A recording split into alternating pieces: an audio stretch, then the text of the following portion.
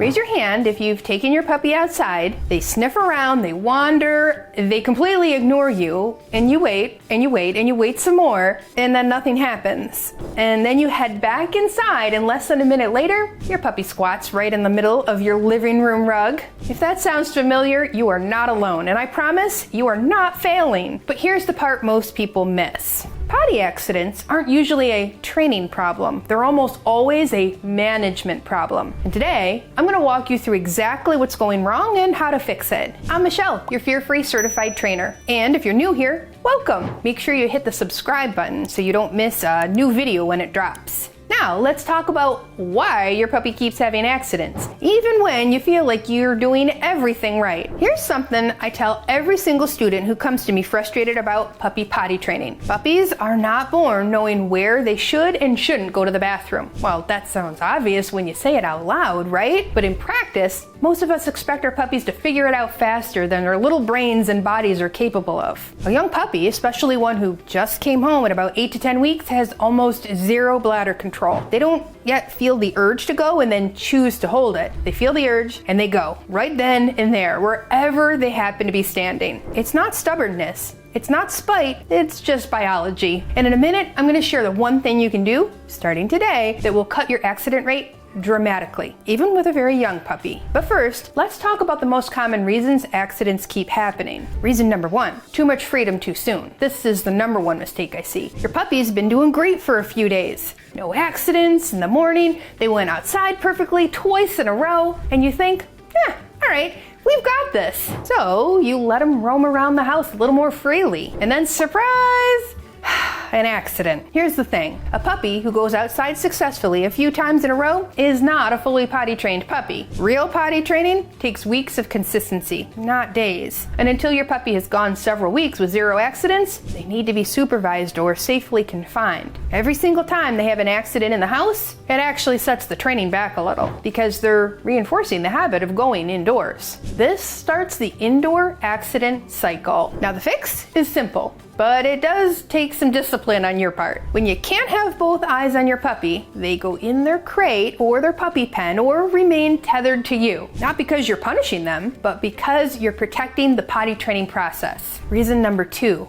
the outdoor trip isn't working the way you think. So remember that scenario I described at the beginning of this video? You go outside, your puppy sniffs everything, gets distracted by a leaf, a sound, or a smell, and then you come back in and your puppy pees on your floor. This is one of the most common puppy training frustrations I hear about. And what's happening is explainable. So your puppy is overwhelmed by the outside world. There is so much to smell and see and experience out there. Potty breaks and outdoor adventure time are two very different things to us. But to your puppy, they don't know that yet. So we have to teach them. When you go out for a potty break, keep your puppy on a leash and go directly to the same spot every time. A consistent potty spot is super helpful because the smell of the previous trip outside actually signals to your puppy's brain that's where we want them to go. Give them a few minutes in that spot, and if nothing happens after 10 minutes, come back inside. Here's the key piece that most people skip. If your puppy didn't go outside, they don't get free roam of your home when they come back in. They go straight into their crate or pen for about 5 to 10 minutes, and then you try again. Now I know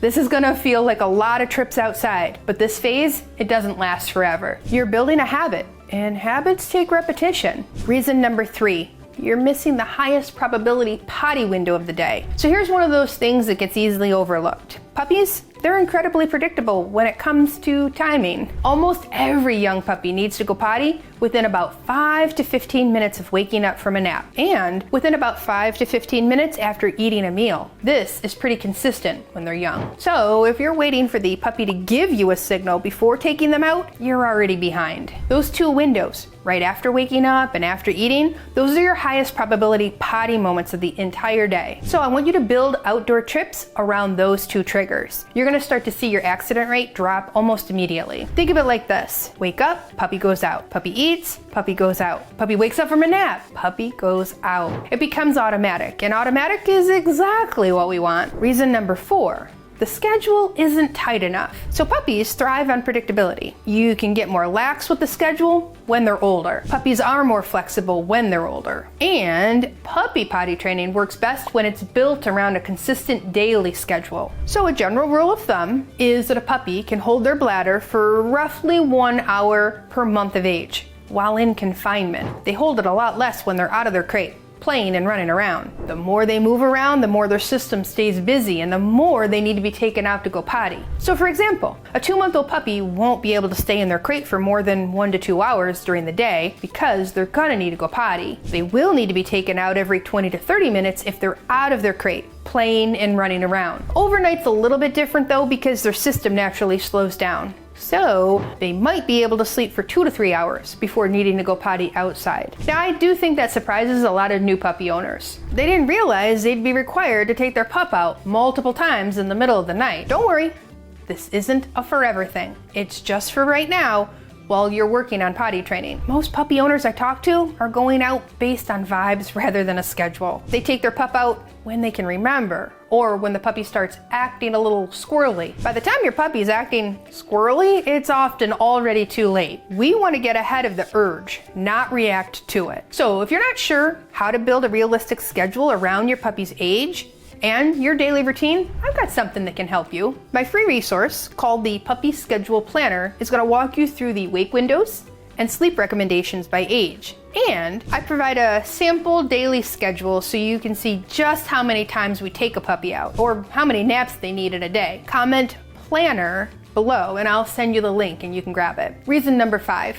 You're missing a communication system. So one of the biggest frustrations in potty training is simply just not knowing when your puppy needs to go. They can't talk and they can't tap you on the shoulder. So what do most puppies do besides bark? Which we don't want to get out of hand. They find the nearest soft surface and they handle it themselves. But what if your puppy had a way to actually tell you that they need to go outside without barking? That's exactly what bell training does. Because not everyone wants a barking dog yelling at them. So hang a set of bells near your door on a hook or a stand. Teach your puppy to touch them with their nose or their paw to signal to you that they need to go outside. Here's an important detail most people get wrong though. Don't hang them directly on the door itself. Every time the door opens and closes throughout the day, those bells are gonna ring accidentally. And your pup starts to tune them out completely because the sound, it no longer means anything. Instead, hang them on a hook on the wall next to the door or get creative with a simple stand. Some of my students have even used a toilet paper holder stand as a makeshift bell stand, and it worked perfectly. That way, the bells only make noise when your puppy intentionally boops them. The sound stays meaningful and your puppy learns that touching the bells is what gets you to open the door to the outside world. And it becomes their way of saying,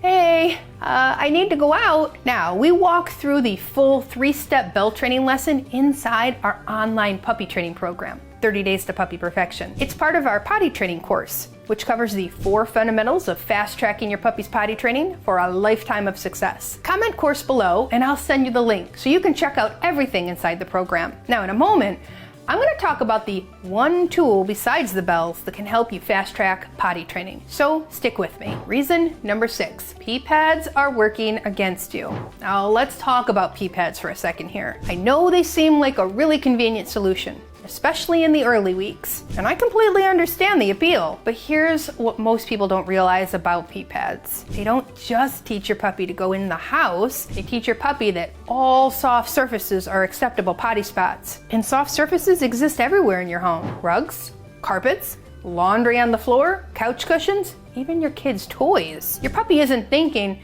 I'll use the pad.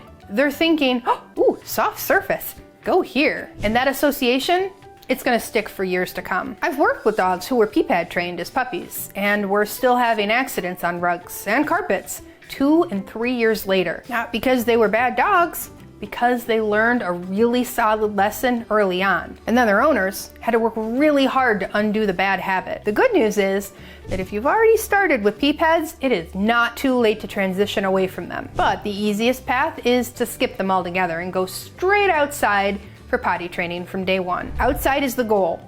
Let's make outside the only option. Reason number 7, accidents are being handled in a way that's slowing things down. Now, when your puppy has an accident, what do? If the answer is anything that involves a big reaction, frustration, a stern voice, carrying the puppy to the mess and pointing at it. I want you to hear this with kindness.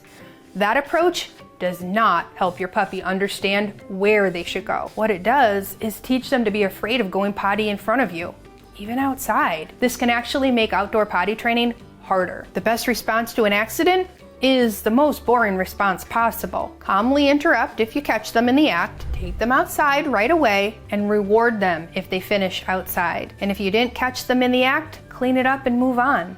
Use an enzymatic cleaner like Nature's Miracle. Regular cleaners, they leave behind a scent that can actually invite your puppy back to the same spot. And adjust your management going forward so the next accident is less likely to happen. All right.